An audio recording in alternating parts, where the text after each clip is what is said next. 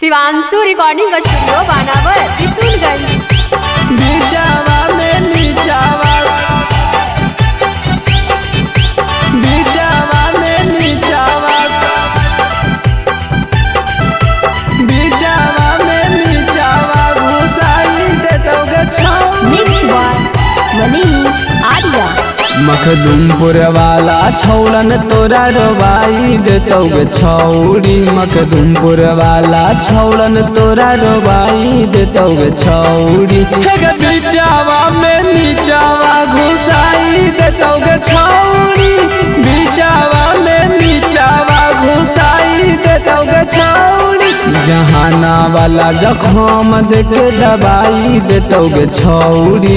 जहाना वाला जखम देके दवाई देतोगे छौड़ी। बीचावा में नीचावा घुसाई देतोगे छौड़ी। बीचावा में नीचावा घुसाई देतोगे छौड़ी। बीचावा में नीचावा,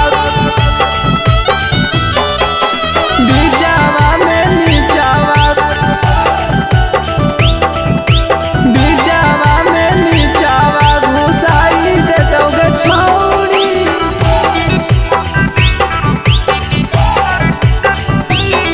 छौड़ी रोइए न डरना तो डाल दे तो फिर सब छौड़न कुंवर कन होबो बड़ी तेज। सहे छौड़न कुंवर कन होबो बड़ी टेढ़। सहे छौड़न कुंवर कन होबो बड़ी टेढ़।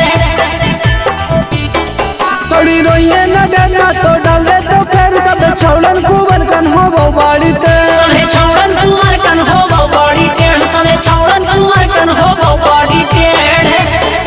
आगे ते हाटा में लार तोरा चुआई देतोगे छौड़ी। बेला में लार तोरा चुआई देतोगे छौड़ी। बीचावा में नीचावा घुसाई देतोगे छौड़ी। बीचावा में नीचावा घुसाई देतोगे छौड़ी। बीचावा में नीचावा, बीचावा में नीचावा, बीचावा में नीचावा घुसाई देतोगे छौड़ी।